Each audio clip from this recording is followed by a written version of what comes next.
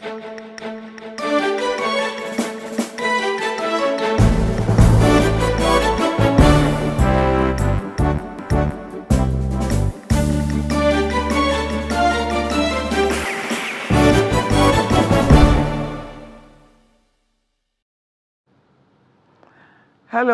and welcome to yet another interesting edition of Candid Talk on Trust TV. My name is Zainab Suleiman Okino. We hope your day is going on well, and we're also glad to have you here with us. Today we shall be discussing marginalization of youth in politics. And we have a question: will 2023 be different? Our guest for today is Mohammed Seidu Etsu. He was one of the youngest aspirants of the just concluded contest for the National Chairmanship of the All Progressives Congress, APC. Mohammed did not stay on the sideline to complain. He believed in himself as a youth and participated against all odds. He's here to share his experience and his perspectives with us. Mohammed, you're welcome. Thank you very much for having me. Before we begin our discussion, let's take a break.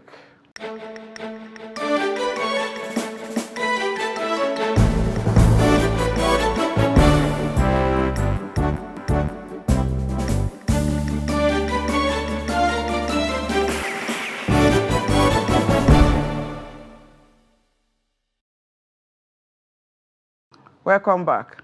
In case you're just joining us, this is Candid Talk on Trust TV with Zainab Suleiman Okino. And on this program, we look at various issues affecting us as a people and discuss it with a view to changing things for the better. On this episode, our topic is marginalization of youth in politics. Will 2023 be different? I have with me in the studio a young, vibrant politician who contested for the chairmanship of the All Progressives Congress that has just held. He is by the name Mohammed Seidu Etsu.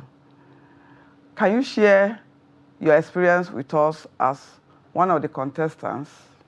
Yes, thank you very much for having me at this your Candid Talk, and thank you, viewers.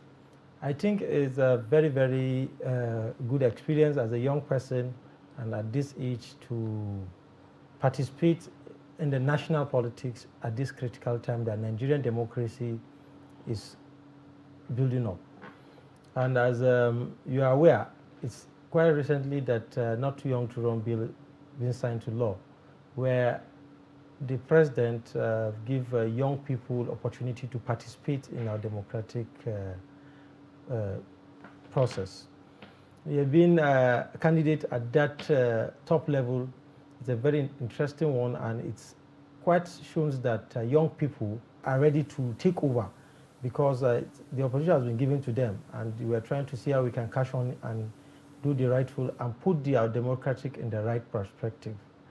And being in the race, it has shows that young people are ready to take their destiny in their hands. And in fact, it's a very quite interesting one, seeing myself with the older generation of politicians and who is who in the society to discuss our party at that critical time. You just mentioned the Not Too Young to Run bill. How do you juxtapose that with the president's choice of a 77-year-old man to become the chairman of the party? How do you reconcile those two? Yes, I think giving us the opportunity to participate, it's a step forward.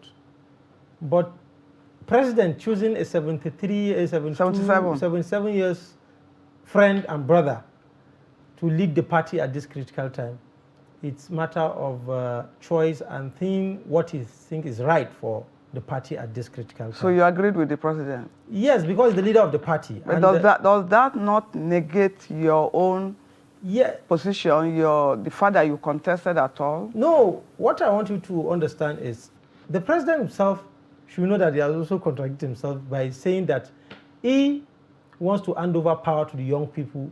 If we supported him in 2019, by 2023, young people are going to take over. And we catch on the president's statement. But at that level that we are, when we participate at the just concluded National Convention, it shows clearly that the president is still looking at so many parameters to see how we build up the party and give us some little space to learn. And being in that position at that time, I've been understanding how our political system is and how young people need to participate more. Because being only me with a cycle of people that have gotten it for a while now, it's about numbers. We have about 6, 7 of us in the race, and I'm the only one with the lowest years of numbers and age and experience. Okay. That in other words, you joined the race to learn. In not joining the race to learn, I joined to win. But people that will decide at that time have to look at you and have to look at your background. Hadn't been we have at least 5 young people and 1 old man in the race. You know, definitely the old man will be knocked out. It's going to be between the young generation of people because they will know that at that time we're ready to push further and take charge. But being only person in the race and other people that have gotten it, you know, when decision has been taken, they will also have their own voice too. And they will also have their own argument to put on the table so that they will tell us that, okay, wait for us to finish this so that we can also take over. Okay, well, in general terms, I'm not talking about only APC now, the political atmosphere generally. Towards 2023, do you think the youth will make any meaningful impact? Yeah, I think we are, but it depends on the kind of parameters on ground. Because if you look at what is happening, young people, especially people of my age, they were not opportune to serve, to gather more experience and understand the political terrain of this country. And during my screening, a lot of questions comes up when the chairman of screening committee was asking me, what have you led before? I was telling him that, no, I've done this. They said, no, have you been elected before? So, you know, those are the kind of parameters they are setting in for young people to see how they can know that, okay, we are ready to take over. Now, being from the State Assembly, National Assembly, and even the Senate and the governor, can young people be able to muzzle it out with the kind of reality on ground based on resource-wise and based on kind of people gladiators that are already into the race for a while? Those are the things that we have to look as young people. But now that we've summoned the courage and we believe we can do it, young people will spring surprises, but not at this level now we are in 2023. We need to go back and re-strategize so that ahead we can be able to take over. Because look at what is happening in major political parties. The presidential tickets and the gladiators that are slugging it out, especially PDP, and the APC that we were going to see people that are coming in. Did you see any young person from the age of 50 below? Well, we'll go to that later, but I just want to know, what do you think of consensus in general, the type that produced Abdullahi Adamu? I think consensus... I'm talking generally now. I'm not talking about just APC. Yes, I think consensus is already part of our democracy. And how democratic? Yeah, you know, consensus in the real time, it's about you and the other people should agree that, okay, you go to that so that we can be able to support you behind. Those are things I think consensus should be. Consensus should be coerced. You understand? It shouldn't be forcing people to agree. No. It's about me and you to go and talk. And that's why... Give and take. Give and take, exactly. So what did you take from that convention? I take from the consensus? Yeah, I take experience that I participated and I know that, okay, there's better future for young people to be on the table and even grab it quickly if we can be able to be consistent on what we are doing. Consensus, on my own perspective, is a very good one, but people shouldn't use it as the only means of choosing candidates at this critical time. We should also have another option so that people should be able to test their own capacity in the field. It's give democracy a vibe when people participate in an election. What we are doing now, it will go into down the spirit of democracy that we think, because people are not going to back to the grassroots or people that matters in the society to elect who they feel can deliver. People are not going... So that means you didn't really like what the president did? No. You were just coerced, kind of? No, I wasn't. Or convinced? No, I wasn't coerced. And that's why I said in the issue of numbers, of young people in the table. I think if you have young people in the table, they will speak for one of us. But when you have the larger number of elderly ones on the table and you are the only person, anything that you're trying to bring, they can be able to use some kind of terms to tell you that, no, we can do this, we can do that. Calm down. Calm down. You understand? But it's giving opportunity for young people to participate more.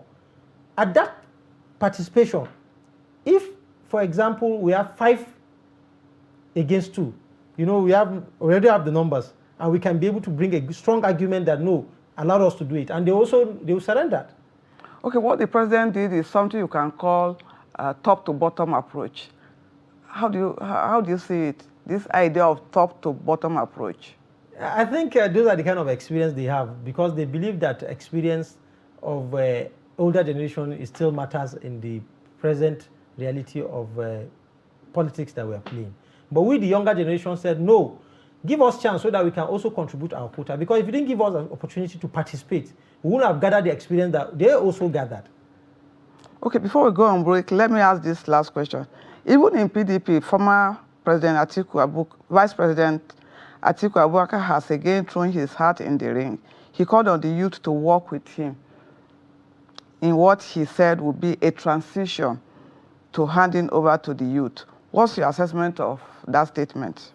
We've got the statement before. A lot of people before have said the same thing. And he's also saying the same thing. So PDP and APC, there's no difference? No, there's difference.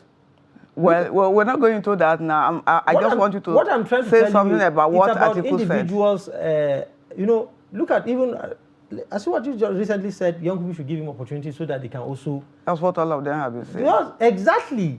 But when are we going to give us that opportunity if you didn't participate? But allow us to participate. Said, okay, slug it out. But I like what Atiku said, if you feel that you can challenge us, come on board. Let's see how we can do it.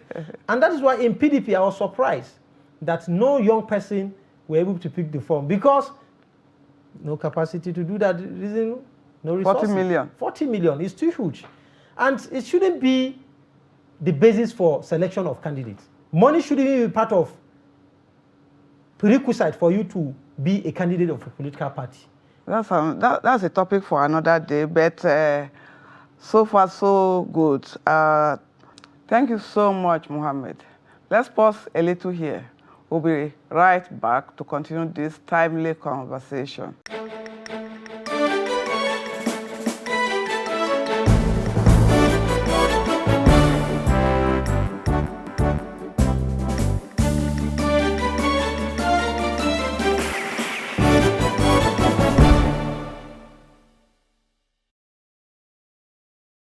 Welcome back to Candid Talk with Zainab Suleiman Okino.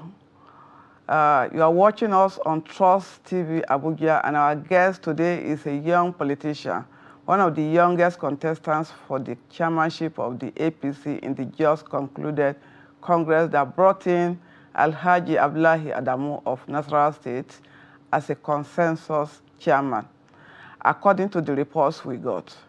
Mohammed, do you see politics as a solution to youth unemployment? I think politics and governance works hand in hand in the present democratic practice that we're doing now. How do you mean? Now, it's politicians that make candidates for who to lead the country or the states or even the local government for the period of time given by the Constitution. They are the one that makes policies for the country so that people will not follow suit.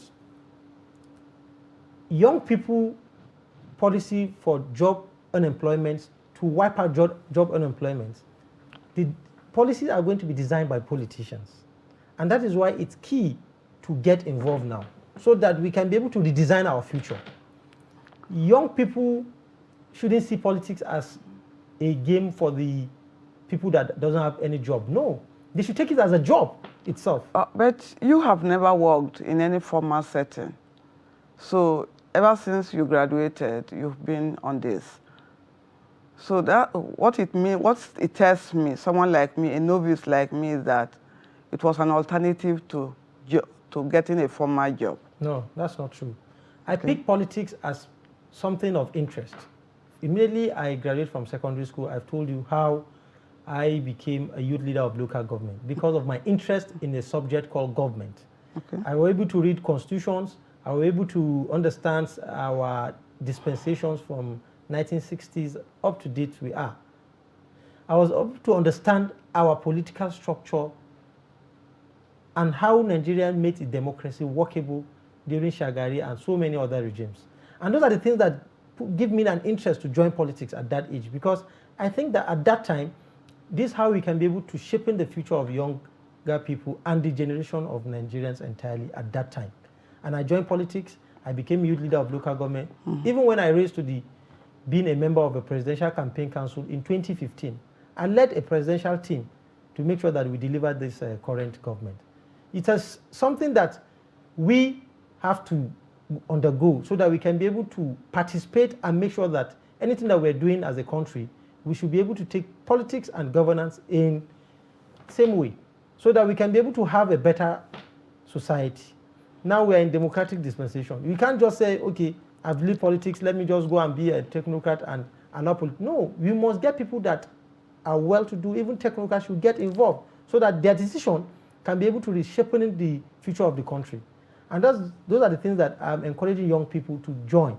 It doesn't stop you from doing other things. I'm a master's degree holder. I've been in the... What other things do you do? Yeah, I have my company. I have a renewable energy company, and I've joined Leadership newspaper at 2014 as a special project manager. Okay. And I worked with late Sam Isaiah to understand how corporate organizations and even public service works. And those are the kind of experience that you have to undergo. But it doesn't stop you from joining the politics. Okay, so normally when there's this agreement or consensus or whatever you call it, aspirants are promised one thing or the other. What were you promised? Yeah, I think people should understand that promises in politics is something that is always there. You must be promised that, okay, you participate another time. It's also a promise. You'll be given a fair hearing, you'll be given opportunity to lead other time. It's also a promise. But right now, there is no any promise. We just did it willingly to make sure that our party grew, and we should did our convention in a crisis. And you can see how we were able to manage our convention successfully. To our surprise. Yes, because of the kind of issues that we've been having prior to the convention. People thought that APC is that's the end of APC after the convention. But you can see the chairman have kickstarted and he has been moving on with the new assignment.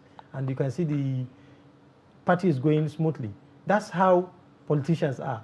Okay. You can see they are fighting, but at the end game, you can see they realign and make sure that their interest and the national interest move together. Okay, you must have spent a lot of money on preparation for the convention that never was for some of you. There's the issue of billboards, advertisement, collecting the form. How much did you spend and where did you get the money from? Yes, I think those are the kind of things that get scared a lot of people away from politics, mostly young people. Exactly. Because of resources that attached to doing these basic things. Like billboards. You want to see your face on the billboards, you want to see your posters, you want people to know you and identify with you. You want to be on the radio, you want to be on TV, you want to do adverts with so many things. Now, those are the kind of things that young people doesn't have opportunity to grab now. But my own case, because of network of friends and well-wishers that I have, I've built upon for all this while. It really helps me because those are the people that contribute and who believes in me. People who believes in me that, no, Mohammed can achieve this and we can be able to get this from Mohammed. A lot of people who work assiduously with their hearts and resources contribute to this project and make sure that it came to be a realizable one. Like a billboard, for example. I have a friend that has a billboard. He said, no, I can't have a friend that is contesting for this position without giving me support. So friends donated one thing or the Exactly. other, money, money, tickets. If you want to travel on by flight, you see someone will say, okay, let me see what I can do. Those are the things. And so no money bag sponsored you? At all. No godfather sponsored you? At all. Or godmother? If you say godfather, you are now saying that somebody will sit down and dictate to you what to do. Those are the things I believe in, the godfatherism of this politics.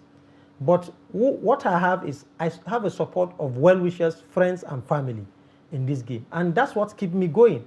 I think being a godfather is there. Before you even agreed on some certain arrangement, you say, okay, let me contact someone before I can agree on the... You're going to be the one to teleguide you on what to do.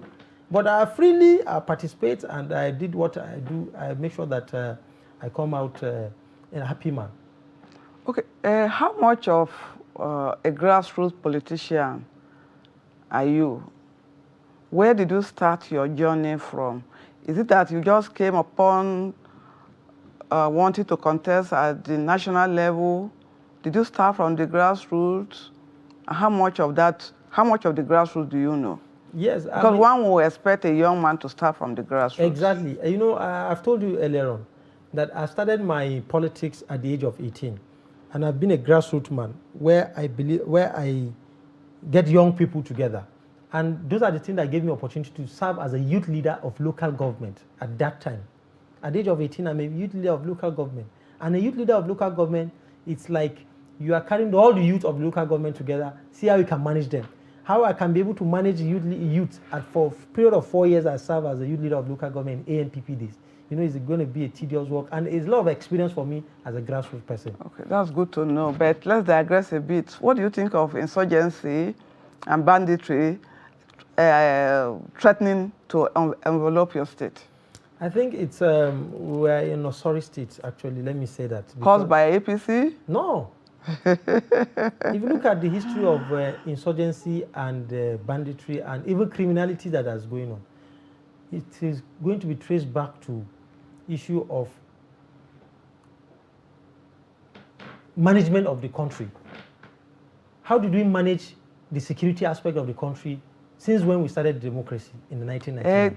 That's a good one, we know. But how has the APC government, how has it been able to manage it in the last 7 years? Thank you very much. By getting the right things, mostly like equipment, making sure that we put something in order. Look at the Northeast, for example. Look at the level we met Northeast. In fact, there are some we have about 14 local governments that are out of Nigeria. They are in the hands of insurgency. But today, you can't get that kind of thing. But today, the whole country is threatened. No, don't say the whole country. Some part of the country have been threatened by criminals. And those are the things that I think the government is trying to work out. What about your state? What do you have to say about that? Quickly, please. It's a very unfortunate situation we find ourselves in the states, mostly in the north central states. Niger, in particular, they have the largest landmark. We have the largest landmarks in the country. And some of these forests are there. Nobody is there. And this criminal take advantage of it, use it as a criminal den to perpetrate this crime. And that's why I say the government needs to step up very well to make sure that all the forest reserves we have in the country should be utilized. We can't just left forest without anything doing, without any activities, no forest. Do you have forest guards again? We don't have all those things. The government needs to work, and not only in military, but even in the locals. We should need to empower local communities so that they should be able to get information for government with even movement of people. People don't have informations. Well, on this note, I have to thank you, Mohammed, for taking out time to be here with us. I wish we had more time to continue, but we'll have to stop here. I have learned a lot from our guests today, and I hope our viewers have too. Next week brings another engaging package of Candid Talk. Thanks for watching. Please enjoy the rest of our programs.